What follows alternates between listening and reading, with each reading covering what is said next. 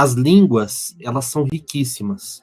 E quando nós pegamos as palavras e o significado das palavras, nós conseguimos entender melhor o que a Bíblia nos ensina sobre a adoração. No português, nós temos uma palavra, adoração, né? Talvez pegando ainda um pouco mais louvor, né? Mas o louvor já cai mais em torno de cânticos. E nos idiomas hebraico e grego, nós temos várias outras palavras que vão originar a nossa adoração.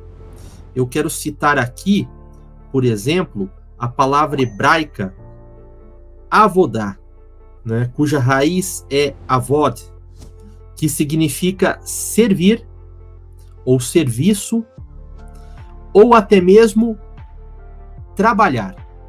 Sim, a mesma palavra no hebraico, ela pode significar servir, pode significar adorar e pode significar trabalhar. Então, avod tem esse significado. Inclusive, é o trabalho, por exemplo, feito pelo escravo. É o serviço feito pelo escravo para o seu senhor. Olha só que interessante. E essa palavra também nos é apresentada como a palavra adorar. Isso vai nos mostrar, por exemplo, o propósito de Deus com relação a como deve ser a nossa adoração. A primeira coisa que nós entendemos, que nós compreendemos a partir dela, é que a adoração bíblica é uma adoração que pressupõe o seu trabalho, o seu serviço. Ou seja, não é apenas em alguns momentos que se adora, em tudo que nós fazemos, em tudo que nós empreendemos, em tudo que nós dedicamos nossas vidas, nós estamos adorando a Deus. Porque a vida do escravo pertencia ao seu senhor. Tudo que ele fazia era para o seu senhor.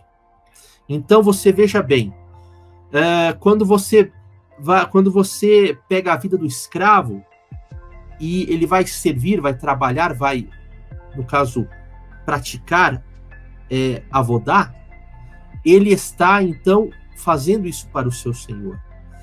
O paralelo nosso para com Deus é o mesmo. Tudo que nós vamos fazer, tudo que nós somos, tudo que nós trabalhamos, deve ser para o nosso Senhor.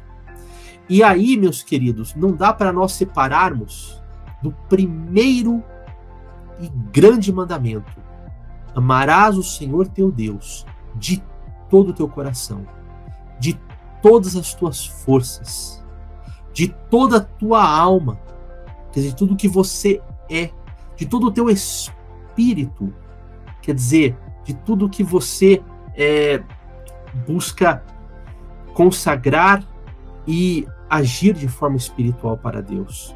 Ou seja, inteiramente, nós somos nosso Senhor. Então, a adoração tem a ver com este amor, tem a ver com a guarda do mandamento do Senhor, tem a ver com esta entrega total e absoluta a Deus.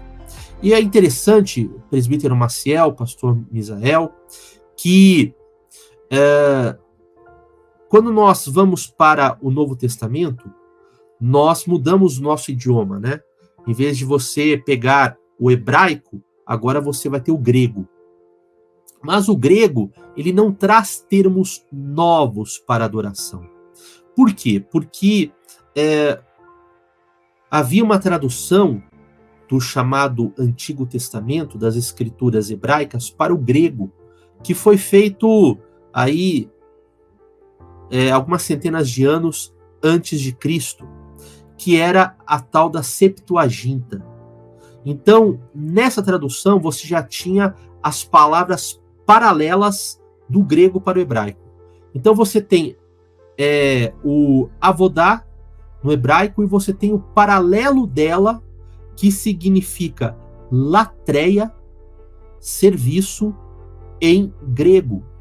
Então a palavra que os escritores do chamado Novo Testamento vão utilizar nas suas cartas, nos seus escritos, são as palavras de origem hebraica, só como eles estão escrevendo para os gentios agora, para um povo, né, que falava o grego tinha o grego como a sua principal língua, então eles utilizam o grego, né, eles então pegam o termo equivalente no grego, mas a origem, a raiz, é a palavra judaica. Então o latreia é o serviço que você faz. Então você veja que o mesmo conceito de serviço continua valendo para adoração. Um outro termo hebraico para adorar é shachá. Shachá. Esse termo, ele significa prostrar-se. Mais especificamente, prostrar-se com o rosto em terra. É aquele cumprimento que o servo faz ao rei. Então a pessoa, quando queria declarar fidelidade ao rei, ele se ajoelhava com o seu rosto em direção ao chão, ele erguia sua mão, segurava a mão do rei, e então ele beijava a mão do rei. Então este termo, que também significa adoração, também é usado para adoração, ele significa literalmente prostrar-se com o rosto em terra, mas também beijar a mão do rei. E esse termo tem também um termo paralelo no grego, que é proskineu. Proskineu, usado 59 vezes no chamado Novo Testamento, ele também é prostrar-se. Então você veja, os 24 anciãos, eles se prostram diante do Cordeiro e eles depõem as suas coroas diante dele, declarando que ele é o responsável por elas, declarando que eles não têm nada, que tudo, inclusive a vida deles, pertence ao Cordeiro. Isto é adorar. Então por isso que eu falei no começo que cantar louvores na hora do culto não necessariamente é adorar, porque se eu não tiver a mesma atitude de entrega, de me prostrar, de beijar a mão do meu rei e senhor, se eu não tiver a ação de servir de forma de todo o coração, declarando que tudo que eu sou, que eu tenho, ou que eu posso fazer espiritualmente é dele, eu não estou adorando a ele. Finalmente, queridos, havia uma terceira forma para adoração, e esta forma no hebraico era usada em dois termos: Hag e Saret. Hag, festa. Como assim? Na festa havia uma santa convocação. Então eles se reuniam em assembleia, porque a adoração, claro, era individual, era única, era de cada um, mas ela deveria ser praticada em conjunto, em grupo. Este mesmo conceito existe no Novo Testamento, né, da eclesia. Eclesia que vai depois chegar ao nosso termo igreja, a nossa palavra portuguesa igreja, depois de passar pelo latim. Eclesia também era uma assembleia. E nessas Hag, né, essas festas, por exemplo, Páscoa, Pentecostes, né, ou Shavuot, né, que são as primícias,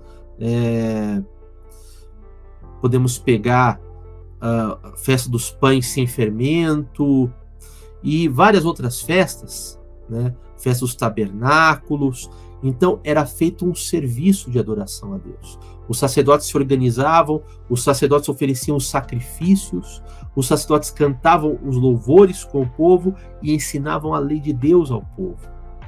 Então, essas festas Hag, ou então o serviço que se fazia nelas, os Saret, eles vão ser vertidos para o grego no termo leiturgia, que vai progredir para um termo que nós usamos na nossa língua portuguesa chamada liturgia.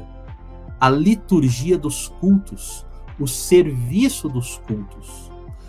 Veja, o culto de louvor a Deus era a apresentação dos sacrifícios. E, agora o novo conceito são os cultos que nós apresentamos a Deus.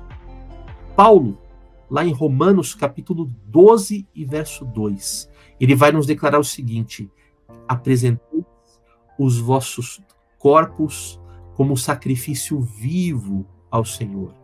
Não vos conformeis com este mundo, mas renovai as vossas mentes, para que podeis oferecer um sacrifício agradável e pleno ao Senhor. Ele fala isso lá em Hebreus. Às vezes a gente fala assim, nossa, que coisa maravilhosa, e não percebendo que a raiz do que ele está falando era a adoração feita em Israel. Era a adoração que era feita no antigo concerto, né? A adoração por meio das festas, que vai então ser a liturgia para os nossos cultos. Mas o que ele fala? Não basta apenas você abrir em nome de Jesus, você cantar um louvor, ler a palavra, depois você orar, depois você cantar outro louvor, depois você ter as oportunidades, recolher oferta, orar, ter a pregação, ou como qualquer uma das igrejas, né, organiza a sua forma de trabalho.